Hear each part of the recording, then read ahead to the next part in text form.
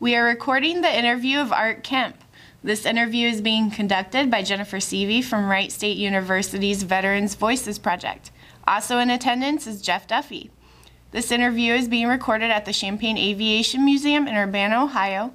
It is 2:30 p.m. on February 4th, 2017. Okay, Art, so where and when were you born?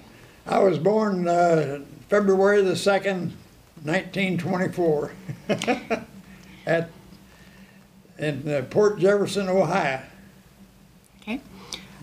Who were your parents and what were their occupations? Do what? Who were your parents and what were their occupations? My parents was, my dad's name was Paul Kemp, my mother's name was Alice Kemp, and my occupation all through my life was a tool and die maker. Oh, wow. Okay. Do you have any siblings? No, I don't. Okay. What were you doing before you entered the service? I was running a lathe at the Sydney Machine and Tool Company. I got that job as soon as I got out of high school. Oh, okay. So, which branch of military service did you choose? I was in the Air Force, and when I was in the States, I was in the 3rd Air Force, which is the training Air Force. Then when I was overseas, I was in the 8th Air Force. Why did you choose the Air Force? I didn't choose the Air Force. They chose me. Were you drafted? Yeah, I was drafted. Oh, okay. How did you feel about that? Well, after I found out where I was at, I felt real good. Where did you go? You mean? Where was your basic training at? Well, basic training was in Clearwater, Florida. And when I had basic training, I only took 3 weeks of basic training. 3 weeks? 3 weeks. And we did most of that on a golf course. and we lived in like a hotel. It was a hotel we lived in. And it was nice facility and everything. And we would go out and march out to the greens on the golf course, and then they would read the articles of war to us, and we didn't have really much training. Only we were in an obstacle course. It was they wanted to make sure we was physical fit, I guess. Do you recall any of your instructors? No, I don't. No, I don't. What was your military occupation? What did you do when you were in the military? Oh, well, I went to school mostly. I went to radio school, and I went to gunnery school, and then I flew missions. I was over in the 8th Air Force in England, Polbrook, England, flew missions. Then when I came back, they sent me to California for R&R, and then they sent me to Goodfellow Field, Texas, and sent me to school down there to be a link printer instructor. So I taught pilots instruments and cadets instruments with and a link trainer. And then the point system come out, and I had a lot of points, so they discharged me. Oh, okay. Did you receive any specialized training? Were you a part of the airborne, or did you do anything like that? Well, we had specialized training by going up in a pressure chamber, and they'd simulate you going up to 32,000 feet, and then if you couldn't do it, they would force you out. Now so you were a tail gunner? Yes. What was it like? What was your duties? Well, my duties was to keep the guns in good shape and watch so enemy fighters wouldn't attack you from I forget how many degrees it was, but you had a pretty good visibility back there. You could see pretty good. So we had to watch for enemy aircraft most of the time. And we also had to tell when other airplanes come up and get in the formation, because we had airplanes that come up and try to get in your formation that didn't belong in our formation. And then you made sure that they was in the right position. And today I don't remember what some of that was, but because that's been quite a few years ago. And so. Sure. Says you shot down a FW-90? A FW-190. Oh, 190? Yeah, that's a Flockwolf 190. Mm-hmm.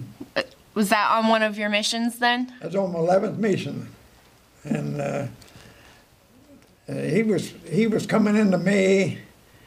His wings looked like neon signs blinking at me, and I thought, man, that guy's shooting me. I think I started shooting at him at the same time he shot at me.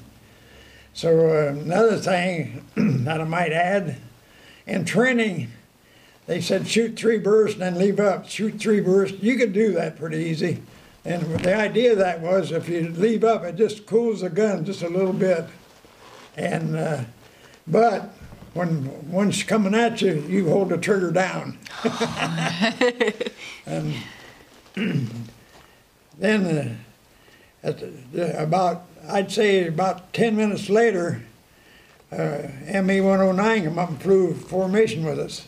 Of course, it blew our bolt turret gunner clear out of the airplane. We didn't have no bolt turret gunner. Killed him, blew him clear out of the airplane. Wounded the waist gunner, and this 109 come in there, and he come down low enough that the top turret gunner couldn't get him, and of course we didn't have no waist gunner or no bolt turret gunner. And the radio operator, we didn't have no radio gun. They took those out. He couldn't have got him anyway because he couldn't have shot down that way. And then the co-pilot, he could look back and see him, and he said, everybody stay off the intercom but Kempy and I. Called me Kempy. And anyway, pretty soon he said, watch him, Kempy. He said he's putting his flaps down. But in the meantime, I was sitting back there with my hands on my gun. I was scared to death. I never moved my head, never moved the guns, which was the best thing I ever did in my life, and I didn't even know what I was doing it.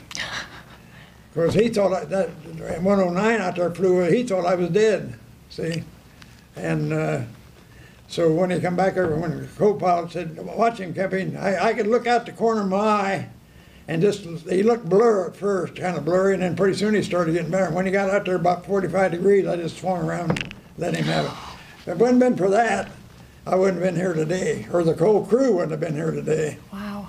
So that's why I got 2 airplanes within, I would say, roughly both of them within 15 minutes of each other. Oh, wow. Wow. Now, did that happen in England? That happened over Germany, Merseburg, Germany. Oh, wow. Yeah. And we's about, I'd say about 500 miles from our base yet. And I'm just guessing at that. I don't know for sure where that's far, but anyway, we were bombing the oil refineries at Merseburg, Germany, and this happened right after we had bombs away. So we were pretty close to Merseburg. I don't know how many miles. We was within 10 or 15 miles probably. So anyway, that's what happened. I was on my 11th mission. But on my 3rd mission, we had our complete crew yet that we went overseas with, and so we were bombing Crepy, France, if I remember. See, I got it here. Crepy, France. It was June the 24th, 1944, and we went over. We just left the English Channel and got over France, and the flak went up, and all 3 bursts were right close to us.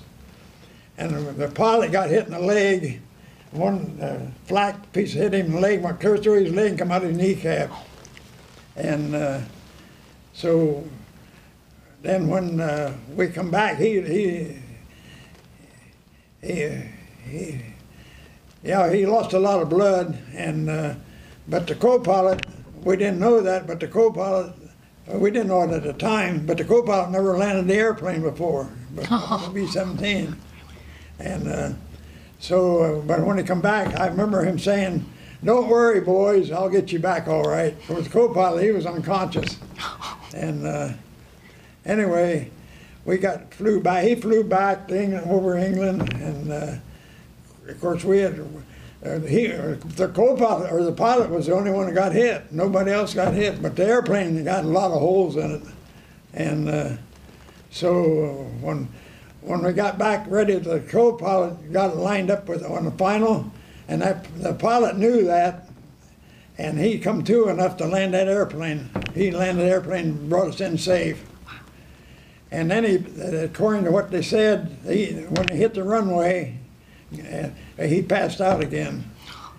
And I remember when we got out of the airplane, of course the medics was there, and they gave him 5 blood transfusions before they ever got him out of the airplane. Wow. He lost a lot of blood. And I remember one, while we was standing out there and waiting for him to bring him out, because we didn't know what shape he was in. He was really a nice guy too, really, for an officer, you know. Anyway, one of the medics come out there and had his big boot, had a flying boot over there. He went and dumped that, and it was clear full of blood, and dumped it out on the ground out there. I never will forget that. And they pretty soon they took him out and took him to the hospital. Then, they claimed that he was in. They took him about 45 minutes to get him blood transfusion to get him out of the airplane, because they had to be careful with him. And but he never flew again. They sent him to.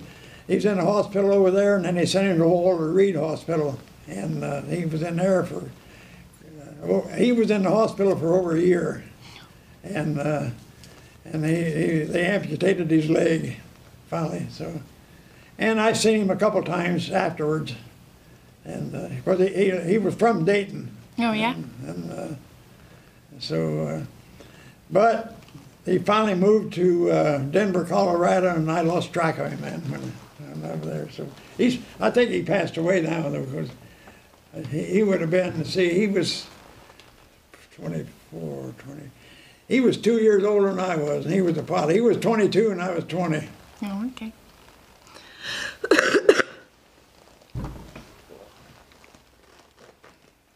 So how did you adapt to military life? Do what? How did you adapt to military life? Oh, I think I adapted to it real well. I really liked it in a way. Some of it I didn't like. The part that I didn't like to salute people. I didn't like that. And I didn't like to be controlled. I didn't like that too well. But I did like obstacle courses. When he took the obstacle, I liked that part of it. And everything connected with Jim, I liked that. So where all did you serve overseas? Where did you go? I served. I was one base overseas. Was Polbrook, England. That was the 351st Bomb Group, and but I was at another base called Stone, England, which that was just a processing base to bring you back. I was there when I come back from overseas. That's where we hand our money in. They give you shots and made you sure you didn't have no disease when you come back to the United States. That was Stone, England. We stayed there only probably about a week, something like that. And same way going over, we stayed there, at the same place going over before you got sent to your bomb group. So but I stayed 9 months at 351st Bomb Group at Polbrook. Took me 9 months to get my missions in, and when you got your 35 missions in, you got to come home. So I came home before the war was over. So you flew 35 missions? Yeah, 35 missions. What, you gave 2 examples of your missions. What else did you do while you were out flying? You mean what our other duties were? Yeah. We didn't have no other duties. So are all the missions the same, basically, for all 35? Well, there's different altitude, of course, different places. I mean, all over England and all over France and Belgium, places like that, Poland, and but then the couple that I remember real well was Piedemonte. Did you ever hear Piedemonte, Germany? You ever heard von Braun? That sounds familiar. That's where he was at, and he invented the V1 rocket and the V2 rocket, and he invented a jet engine for the 163 airplane that they had. And when we went there first, they told us in briefing, I think that they didn't want us to hit him, but I don't know how you could help it, but they didn't, and they never did. And anyway, they said he was, at that time, he was 27 years old and had invented all that stuff already. And then after the war, we got him back here down in Huntsville, Alabama. Did you know that, or? No. I bet Jeff did, didn't you? Yeah. He was the main engineer on all the Apollo missions to the moon. Oh, wow. You know, Jeff there is one of my main men. He really takes care of me. This isn't about me, this is about you. Yeah. He done all my legal work for me, and does a lot of stuff for me. He even mows my grass.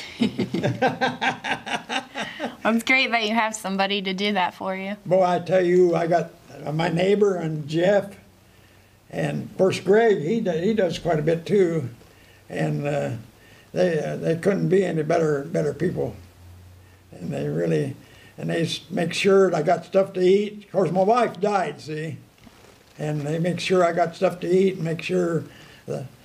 Jeff even worried about me, about the furnace going out. But so far, everything's been okay. So, and then since my knees is bad, Jeff put all handrails up in the bathtub and on the doors, and he fixed it up. He really got it fixed up nice. We got you covered. Why don't you tell her about your medals and all that? Your what? Why don't you tell her about your medals and all that? Your medals and awards there. Tell her about those. In your frame here. I can't hardly hear you. Tell her about all your decorations Oh. that you got. Yeah. Can you see that? I hold it up there like that. Yep. This here's, I don't know, it's much to this here's a DFC, Distinguished Flying Cross that I got. This here's the air medal, and I got 6 air medals altogether. And this here's a good conduct medal there. I was a good boy. And this here's for enormity. This one I got last. And then these here's the ribbons here, and this is my dog tags here. And there's my gun. One thing I don't know yet what it is. See this little thing around there, the gold, that blue, where they come out with an order. You had to put your wings in that. I still don't know yet today what that was. So.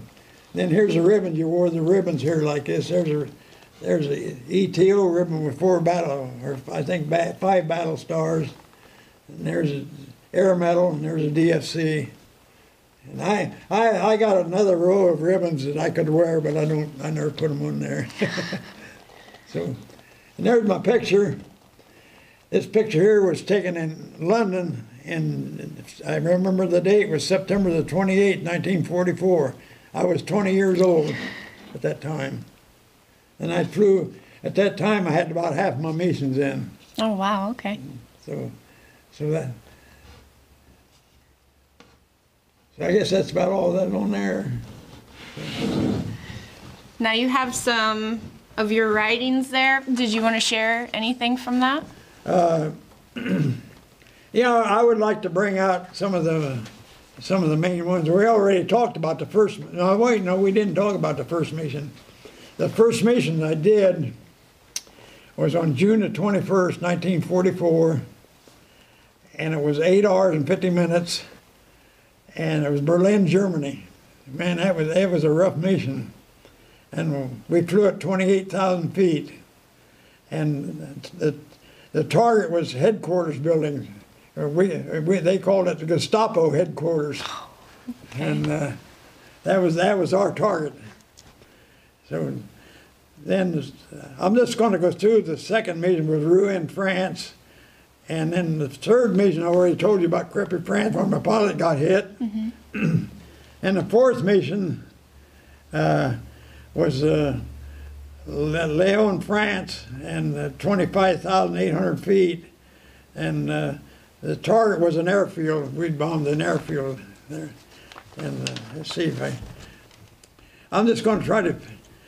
Here's one here that I remember right here. It was on July the 4th, 1944.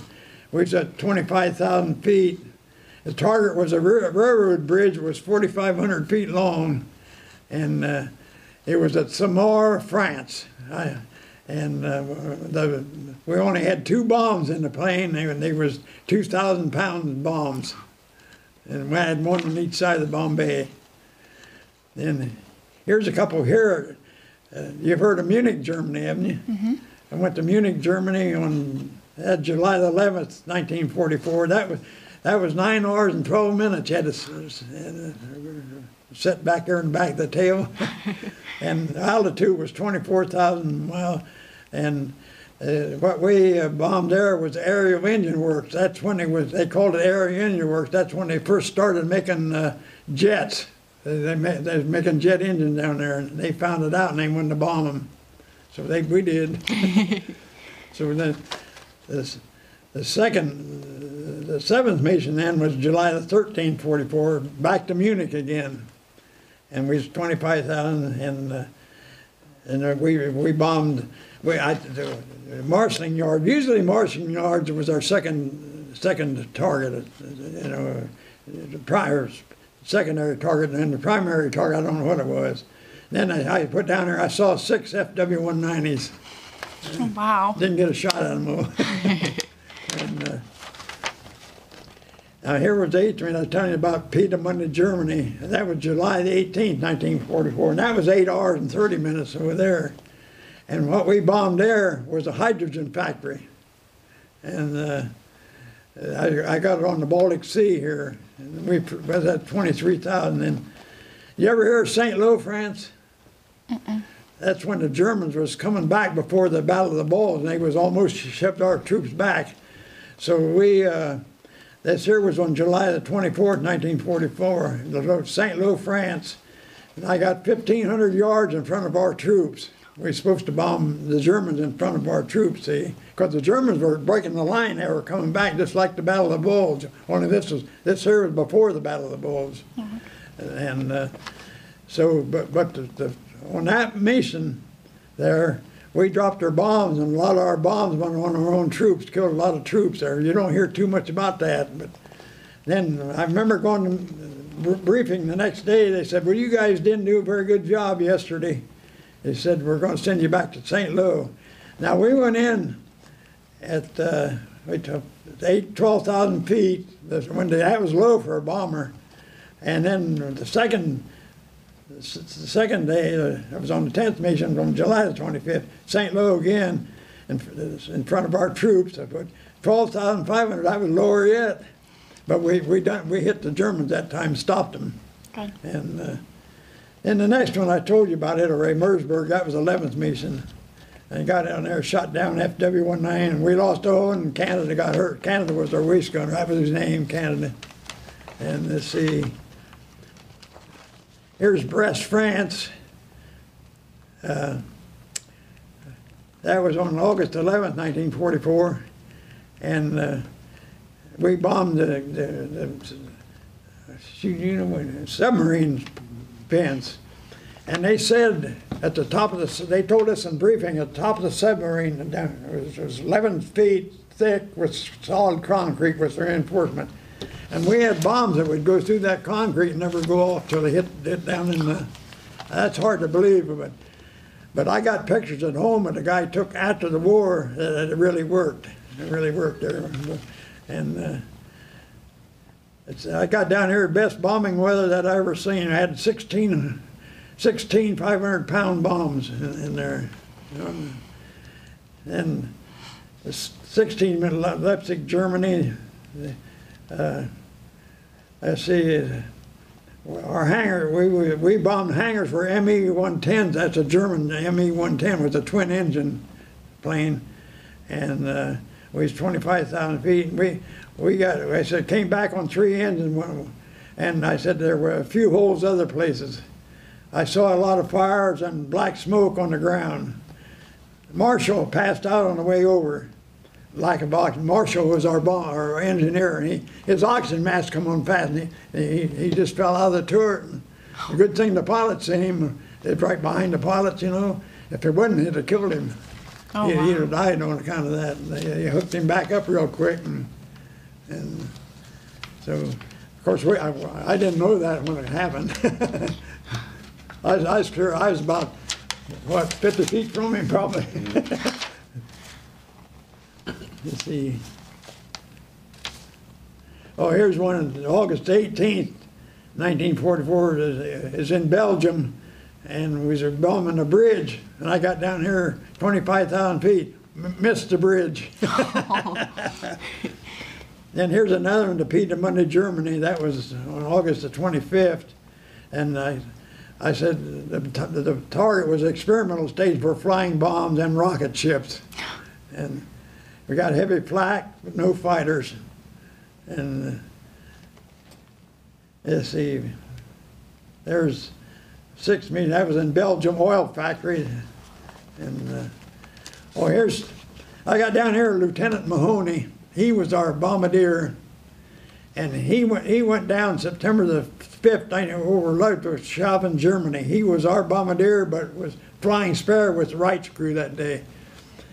And I tell you what happened. We were scheduled to go in that mission, and but we had a furlough, and us guys decided that we was up in Edinburgh, Scotland. We decided to stay 1 day extra. Of course, we knew we was going to get heck for it, but we stayed 1 day extra. That 1 day extra, they had us scheduled for a mission, and we weren't there. But the bombardier was. He was there. And they put him on Wright's crew, and they're all going if he didn't get shot down. That's the way our bombardier got shot down, the rest of us didn't get shot down. And I called him up after the war was over, talked to him. He lived in Florida, and man, he really was mad at the U.S. government. Let's see, Kassel, Germany, that was 29,000 feet. Let's see what kind of a target it had. Oh, just storage depot for tanks, guns, and trucks. Osnabrück, you ever heard of Osnabrück, Germany? Yeah, but that's marching yards again. And Cologne, you ever heard of Cologne, Germany? Oh, no kidding. And Cologne, Germany was equal to our Detroit, Michigan, about the industry and everything at that time. I don't think it holds that anymore.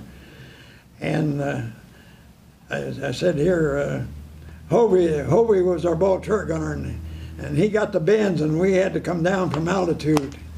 And 004 got a direct hit in the ball turret. That was the plane we was flying deputy lead, and he's flying lead, and he got. I seen 2 guys go out of that plane. That blew half the plane in 2. I got pictures of that somewhere. I don't know if it's in there or not. But the number on the airplane was 004. And all these magazines got that in there. I can see that. They got pictures of that airplane. And they got one here at Magdeburg, yeah, 27,000 feet. Let's see what. I said I seen a ship blow up over the target. That ship manned another B-17. Seen it. And saw 2 planes crack up on the way back. 2 of them run right into each other. And I've seen that happen. Was that like your the U.S. planes or 2? Yeah. Oh. I'll tell you what happened. On our group usually had 36 airplanes in a group. They had 3 sections here, 3, and then finally group. Another group, I don't know why they did that. I was sitting in the tail. I was in the lead plane at that time. I made lead tail gunner after that, after I shot them planes down. And this other group was over here. Now they had 36 planes in that group too. And that pilot, the lead pilot, took that plane, that whole group like this, took him over like this, got right behind our pop horse. And two of them planes, that's what the problem was. Why he ever brought them planes over there, I don't know. Why he got too close. And you ever go flying much? Just in commercial airlines. Yeah, but you never got in prop horse. I don't know whether Jess got that or not, probably have. I have, yeah. It's not fun. Yeah. And anyway, these planes, they got in our property. He brought them too close to our group, what happened. And he shouldn't have done that anyway, because we was on our way home, man. And the two of them planes went together like that. It cut them both right in two. I can still remember the one went down like this, and the engine was still running when it went down. They probably didn't run long, but I could see them. And I remember the tail. I've seen the tail for a long time. It went, this one like it floated down like this, and I never seen nobody get out of them either. No parachutes or anything. So that's what happened that day. So there was a lot of excitement. Yep. You couldn't hardly wait to get back. So.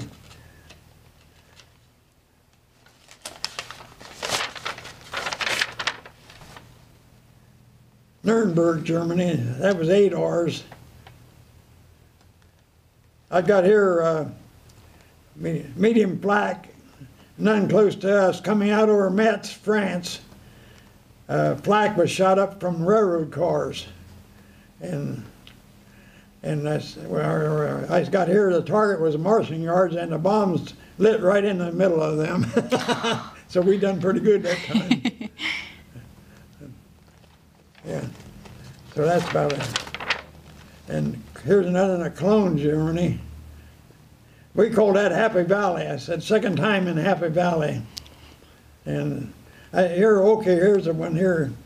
Was flying at 25,000 feet. I saw my first jet-propelled airplane. I said an M262. I'll get it right there pretty soon. I said there, I saw my first jet-propelled German fighter, or rather seen where he had been. Damn fast, I put down. That was the first jet I ever seen in my life, and it was an M262. You've seen that one down at the Air Force Museum, haven't you? Oh, yeah. Here's one in Hamburg. That's up in northern Germany. Let's see. It's right on the North Sea. It said docks in the middle of the city. Flew lead tail gunner. And here's one Eisweiler. That's on my 27th mission. I was going to see if there's any. Here's one we had landed at a British base, and we stayed there 2 days. We couldn't get back to our base. And why? And all them guys, when we landed at that base, they didn't have room for us on the base, so they put us in truck and hauled us to an infantry. And we stayed there at this infantry base, and them guys never seen any Air Force guys before. And all them guys wanted to do, they wanted to trade you for your clothing. And I traded my jacket off for an Eisenhower jacket. Remember the Eisenhower jackets? Yeah. Had a good deal on that. I still got that down in the basement. There was 28th Meet Kassel, Germany. We went there before. And there's Frankfurt, Germany. Oh, here's another one that's kind of important. Frankfurt, Germany was 9 hours and 20 minutes on that was my 27th mission on December the 11th, 1944. And what we did, we dropped shaft. We didn't have no bombs in the airplane. You know what shaft is? Mm-mm. Pieces of tinfoil. They look like tinfoil, about that long. If you take a regular drinking straw and flatten it, well, that's what they look like. But they're made out of tinfoil or whatever. I don't know what they're made out of. And we would drop those before we were the first lead group over the target. We didn't even go over the target. We had to stay back, let the wind take this flak down. They'd float down. Then their radar guns would attack this, and they'd shoot down here instead of up there. Oh. So when we dropped that, then the other planes come in. They had it all timed, and they knew what the wind was going to be and everything. So we dropped the shot. That was an easy mission. We didn't get shot at or nothing. that was, and here's one on December the 15th, 28,500 marshalling yards again. And that's when I flew with Lieutenant Stahl. I never will forget that. And I flew as waist gunner. I didn't fly a tail gunner that time. But they wanted me on that plane because that was my 30th mission, and I was supposed to be experienced. So this here was a green crew, and they didn't have no experience at all. You know how I felt, I just shaking all the time. I thought, man, I'm telling you, if you had an experienced crew, you could get by better. Because usually when they shot flak up, they'd go forward burst here and then up here, and they say stair steps. Well, if you seen it and the pilot didn't see it, usually the pilot would see it. They would just move the plane over like this if they seen the first burst, because your plane, you're going to be right where the second one was. That way you save you. You didn't get hit that way. So that was one of the things you had to be wise at. But you couldn't move too much because it was in formation, see. But you just move enough to. Another thing, if a flak exploded underneath you, they were dangerous. If they exploded over the top of you, they weren't dangerous. But everything was up. Okay. And we always said, if you can see the fire and the bomb in that flak, it's too close.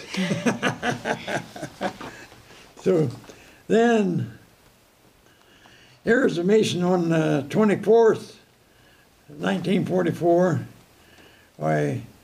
Where's the chart? I flew as engineer that day because the engineer and he wanted to fly the tail gun, so we asked a pilot if we could trade, and he said, "Oh yeah, you can trade." So yeah, I flew as engineer and he flew as tail gunner, just to be doing it. What was your job then to do as an engineer? Just fly the top turret, get up in the top turret, and you still had guns to maintain. And let's see. I'd seen. Yeah, we had to stay at another field. Came back on the trail. Oh yeah, I remember that was December the 24th. That was Christmas Eve.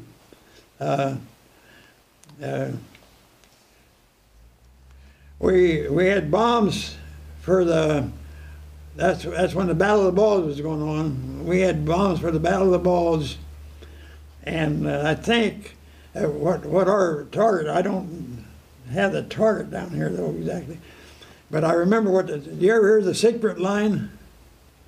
They had a line, did you ever hear that? Mm-hmm. They had big propellers built up a cement that staggered around so the tanks couldn't get through. Our job was to bomb that, and that cement out and let the tanks go there at the Battle of the Bulge. That's what was holding them up. Of course, that and the weather. But we didn't drop the bombs that day because they were too dangerous to drop them. So we come back and dropped them in the English Channel. And I, as engineer, we were down to 8,000 feet then. We took our oxygen mask off. I looked right down through the bomb bay like that, and I seen them hitting the water. Man, they exploded when they hit the water. I always wondered how many fish it killed. So that was on the 20th. That was December, that was Christmas Eve, and then I flew one on January the 2nd, 1945. And as a road junction, squadron lead again. And almost done. There's another in the Clone. I think I went to Clone 3 different times. That was a rough mission, really. And why? We went in there. You know what? You have 25,000 feet. And here's another one at Saigon, Germany. I don't know if I'm pronouncing these right or not.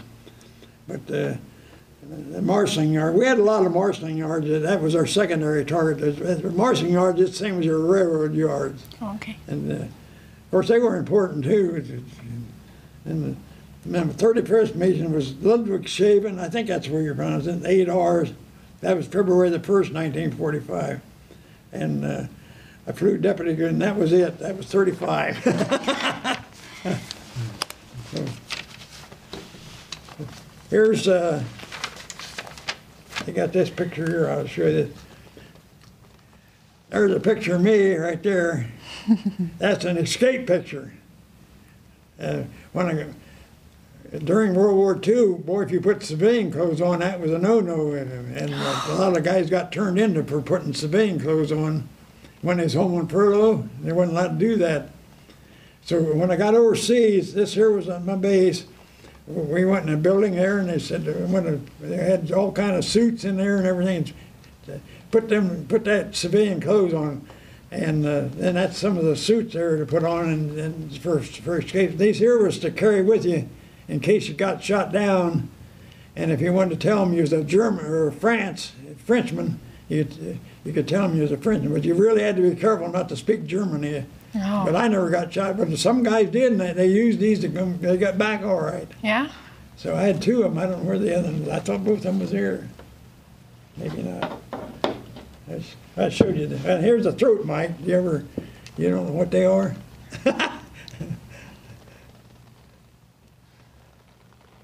Well, I put this here goes around your neck. This here goes right here, and that's your voice goes through your throat right there. See, and there's what you use to put that on there. You wore these every mission like this, and then you had a button on your guns. You just press the button if you wanted to talk to the pilot or whoever you wanted to talk to. And that's how you did it? And so then I don't know where you can. Did I show you these pieces of flak? Mm-hmm. We try to dump this stuff out here and then I'll put it back. There's a piece of flak, German flak, that went through the engine, went through number 4 engine, and caused the crankshaft to break when I had to feather the engine. And the way I got this, the ground crew guy, after we come back, he picked that out. It lodged in a nacelle in the back of the engine, and he picked that out and gave it to me. That's where I got that piece. So then I got another piece there. This piece right here, it came right through over my head in the tail, and it just, I expect it went about an inch above my head because it landed in an angle on the other side of the airplane. I picked it out of there. That's where I got that piece. So then, I don't know whether you can see these or not. Does that look like a button? Yeah. Okay. Here's another button. What that is a compass. Yeah, compass. So that's got a real sharp edge. Can you see that sharp edge on there? And then you put it doesn't work anymore. See, it won't stay up there. Like then if you got shot down, you sewed this in your clothing. And then if you got shot down, why, you take a knife. They always had a kit with a knife in it. Well, actually a sewing kit too. And you just take them buttons off, and you could see what way north was, and when you got shut down. See. Oh wow! But the Germans looked at your coat. See if they got a hold of it. They just looked like buttons to him. Okay, here's some more. Now these babies here work yet, right here. Those work. These here were to sew in your clothing, sew in somewhere where you could do that yourself, put it in wherever you wanted. I never did, though. I shouldn't have got them. I figured I never got shot down. I didn't. So anyway, that's what these are here. I had 3 or 4 sets. These are all government issue stuff. I had 3 or 4 sets of them. I give them away. I only kept one, and it lost its. It doesn't work anymore. So, but that was the idea. So, that's neat. I've never heard about that before. So. Show your 50 caliber around there that you had to dig the flak out of. Huh? Show her the 50 caliber round that you had to I dig think the I flak did, out. didn't I? No. I didn't show you this? No. There's a 50 caliber bullet, or shell, was right by my leg here in the track. And I got hit by a piece of flak, just like this piece here hit that there, and the powder came out of it. But this here was alive yet back here, and so I had to take that out of the track at altitude, and it was cold up there too, probably 30 or 40 below zero. I forget now what it was. And we had big heated gloves on. I had to take them off, and then we had some goat skin gloves, which are real flexible. And I took the track apart, and took this shell out and then put the track back. I probably couldn't do that today because I forgot how to do it. But that's the way I got the shell. I kept the shell then. Then the primer was back here, and so the primers they were dangerous too in there. So we put a blanket after I got back to base. Put a blanket over this, and put your foot on there, left foot on there, and then take a spike nail and go there and hit it like that. They would crack, but they would. The blanket would keep from hitting. They would. They would protect you. See. Yeah. So that's the way I brought the shell back. And if they even knew I had that shell, they probably wouldn't took it away from me. I kept this shell in a 45, but I had a 40. They always issued us 45, and when I come back, I took that 45 all apart and put it in a cigar box, and I had to hide it a couple times. The same way as this, I had to hide it, so because they just took it away from us. And these here weren't mine. And I bought these at a flea market after. That's been several years ago. And a woman, I said, "What are those?" She said, "I don't know." She said, "What they are?" I said, I looked at it. I got the box that they came in and everything. And the Signal Corps put these out, put them out for the Air Force. And so she said, I said, "What do you want for it?" She said, $1. I just pulled $1 out for her to change her mind. I'd have probably give her $15 or $20 for it, maybe more. So that's the way I got those. But this here was on the airplane with me. Same way with this watch here. This here's a watch. A genuine Elgin watch. This here was my watch right here. It's all brown now and it doesn't run. But it's got Air Force markings on the back here and everything. And so that went all on all the missions with me. Well, this here was on most of the missions. So any more questions? Sure.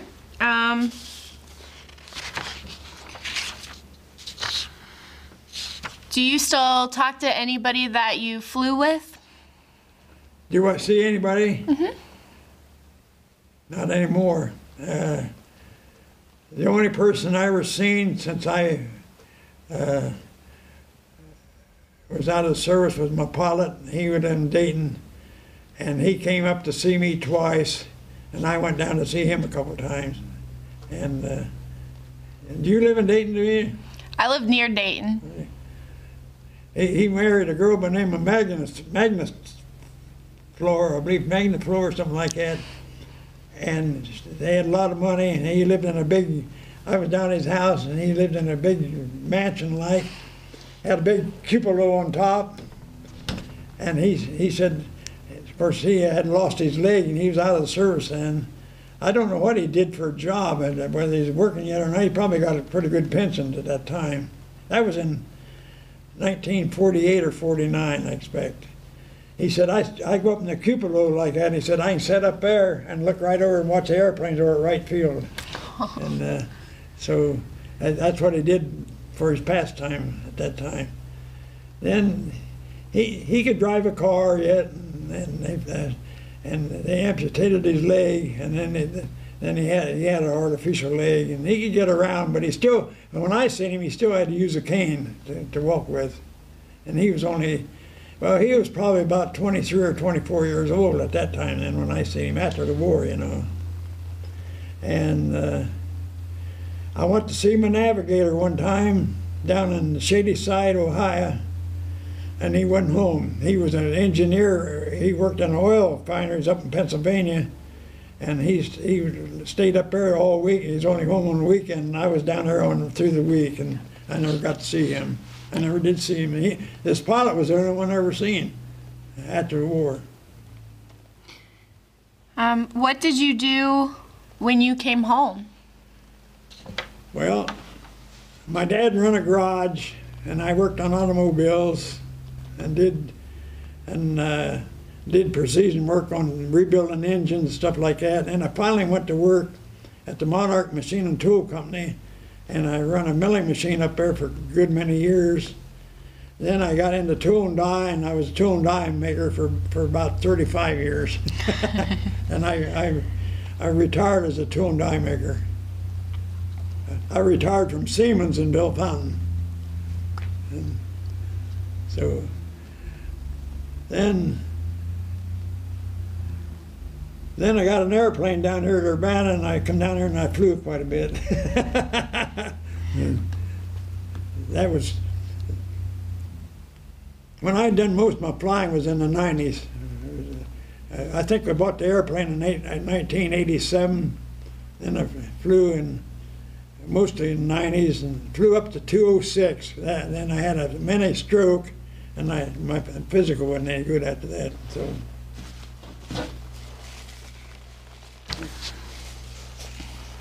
But I still get to fly once in a while. Do you take him out flying? No, he's got a lot of friends that own airplanes. He had a fellow that he made friends with here not long ago that had a Trojan, T-28 Trojan, fell out of Texas, so he took him up and let him fly the Trojan here a while back. Yeah, I flew that plane that day, the T-28. He let me fly it. And in fact, I'd done everything almost but landing. When we was out here, as soon as we started taxiing, he said, "It's all yours." So I taxied out there and got on the runway. He was going to work the engine from the back seat. Normally, you fly it from the front seat on that airplane. Mm-hmm. And I was in the front seat. And then as soon as we took off, got airborne, he said, "It's all yours again." So that thing had 1,400 horse engine. And I looked at, man, the airspeed was really building up fast. And I thought, well, I better pull back on the stick a little bit. We were climbing where I pulled back on the stick, and they were climbing to bleed the airspeed off. And when I got the airspeed down to about 115 or 120, well, I aimed on about 120, and I looked, and we was at 3,500 feet again, so I had to level off. Because at 4,000 feet, you got to fly according to federal rules. Did you know that? Mm-mm. You know, you got to fly east certain altitude. When you fly west, it's even altitude plus 500. And when it's east, you fly uneven altitude. Anything over 3,500 feet. Oh. You got to obey the rules when you're flying up there. You're supposed to. A lot of guys don't. So. Are you a member of any veterans organizations? Oh yeah, I belong to AMVETS. I belong to American Legion. I belong to VSW, and I belong to a couple pilots clubs, and a couple museums, and so. Anyway, did you tell her about up there a couple weeks ago? We're at Dayton? No, up at the museum in Bellefontaine. No. I've We never met this young lady until today, so I've never met this young lady till today. Tell her about that. We was up there looking at World War I planes, and they had open house that day, so they interviewed me up there. I didn't know who he was. Did you know him ahead of time? Yeah. Didn't you? Yeah. I didn't know him. And they put my picture in the paper, up there in the Bellefontaine paper, and had a big article, had an article in there about it. They didn't say much about me flying missions in there, did they? No, I think that was more about the unveiling of the Whistler airplane than anything else. Was the one, we was standing by the one we worked on about 20 years ago. Has it been 20 years since we worked on it? Oh yeah, it's been 20 plus years, yeah. That's how we met. Yeah. We were working on a replica. A fellow by the name of Clarence Whistler built one of the first airplanes in Logan County, and we made a replica of that about 20 years ago. And they pulled it out of mothballs and put it back together, and they got it hanging in the museum in Bellefontaine now. Oh. So that's where we met. We worked on that airplane together. That was a fun project. Have you been on the honor flight? Nope. No? Not going. No? No, I don't think I want to go. I don't know why, but I just don't want to go. I've been asked several times. And a lot of guys will take me and push me in a wheelchair if I need it and everything. But I might someday when I get older. You know, I've been there, and I think you should go. I've been there, and I think you should go. Yeah. And you're the one who wants to push me in. Yeah, Deanna said I could go with you, and I could take you wherever you needed to go. Tom works here. He wants me to go too. Yeah. But I don't know. Maybe after you get your other good knee working. Yeah, I might get that other knee done. I might go. Yeah.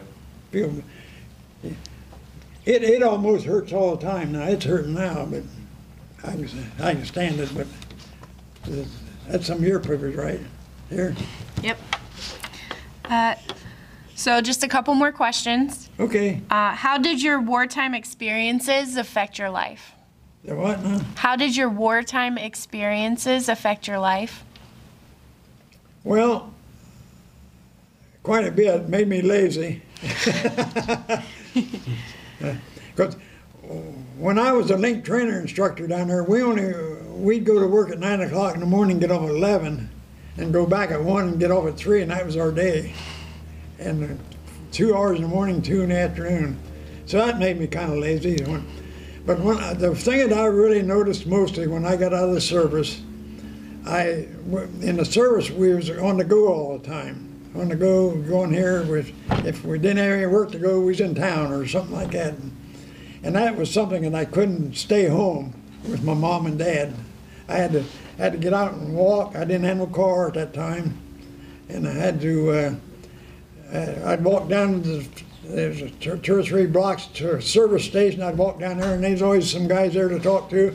I wouldn't be there only 5 minutes. I'd want to walk back home, then be there a little bit and want to go back.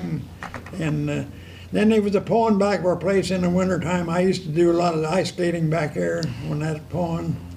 And, you know, when it was fit in the wintertime. And, of course, I didn't have no car, and I had to do something without a car. I had a car before, but my brother, he wrecked it while I was in the service. So, anyway, that was the main thing that I had to get used to, was settling down, settling down. So, but I got a job at, let's see, where did I? Oh, I worked for my dad for several years in the garage. And of course, he was pretty tough to work for. My dad was. And of course, yeah, I did machine work there. I had lathe and stuff like that. I did most of the machine work and close work. I'd fit the wristbands and stuff like that, do a lot of honing, stuff like that. And my older brother, he done all the welding, and had an uncle, he done the work on the automobiles. It was divided up. But anyway, then I finally got a job at the Monarch Machine Tool Company. I run a milling machine for about 10 years. Then I got married, moved to Bellefontaine, and they laid me off over there on account of lack of work. And then I got a job at Miller, called it A.J. Miller Company. Did you ever hear that? Probably not. Yeah, that sounds familiar. They made ambulances there. That was a good job though, but I didn't like the looks of an ambulance, but they weren't any different than anything else after you got it. And so I worked there as a tool and die maker. I built dies and the first job though, before I got into tool and die there, I used to use we'd have flower. You ever see a flower car in a parade, and like when they had flowers on there, and then they had trays in there, and I made that tray. It was a big tray. It was a lot longer than this. It was 10 foot long, I think, and I had to cover that with stainless steel and make sure there wasn't no dents in it and stuff like that.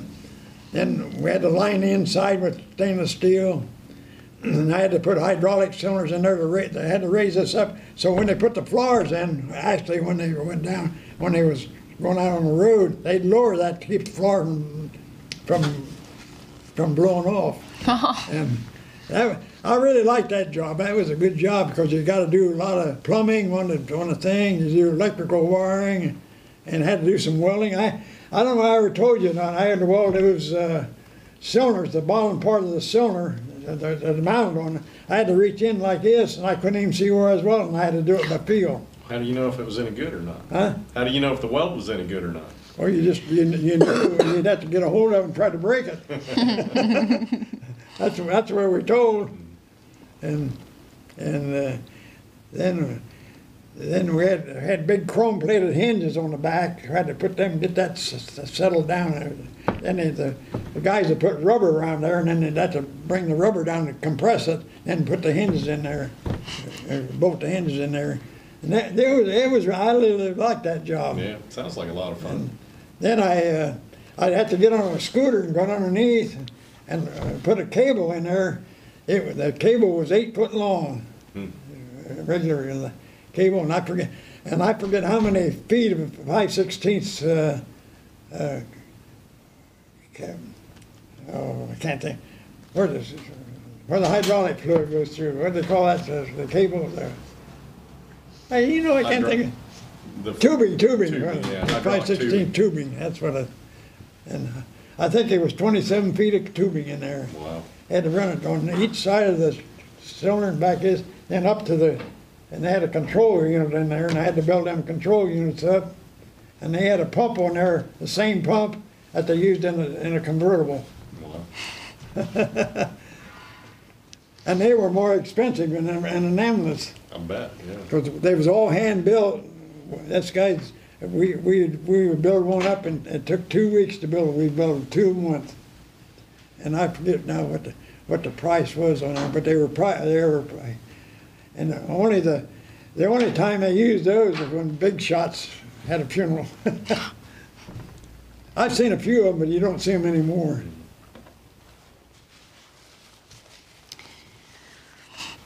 Okay, what message would you like to leave for future generations who will watch this video? I can't hear you. What message would you like to leave for future generations who will watch this interview? Well, from the kids, I'd like to see them stay in school, get a good education, and if they don't want to go to college, go to technical school, that's just as good as a college in some cases, and be good citizens. That's all I can say. Okay. Was there anything else you'd like to add? Well, or talk about that we may have not, I might not have asked you? well, I can't think of anything, but the only thing that I'd like for people to know is that I come down here at this museum every Saturday afternoon, or try to make it every Saturday afternoon, and I don't work on the B-17, but I come down here and talk about my missions. And that's about what I do on Saturdays. The rest of the week I stay home. What's interesting about Art is we've done research about his mission, specifically the Mearsburg raid when he had those 2 shoot downs. Mm-hmm. And we actually found out who one of the German pilots was that he shot down. So, you remember what his name was? Yeah, Hirschfeld. Yeah, Ernst Hirschfeld. It wasn't Field, it was Hirsch. Hirschfeld. It's on the paper right behind you there to your left. Hirschfeld. Yeah. Hirschfeld, yeah. Oh, I forgot. Did you take a picture of this? I can, yes. That picture there was taken, in London on September the 28th, 1944. I was 20 years old there. And up there's all the missions listed up there. And I guess the rest of it speaks for itself. Okay. There's another big thing back here. Did you go back here yet? I've been back there, Did you see that other thing where I had strings on there where my missions were? I don't know if I've seen that. Yeah, they've got a big map of Germany. They didn't want to bring They've it got up all here. his missions tracked out on the map. We'll have to take a picture of that too. Yeah. Well, if there wasn't anything else you wanted to add. I don't think so. All right, well I then don't think so. that concludes our interview, and thank you for sharing your story, and thank you for your service. But thank you. You're very nice.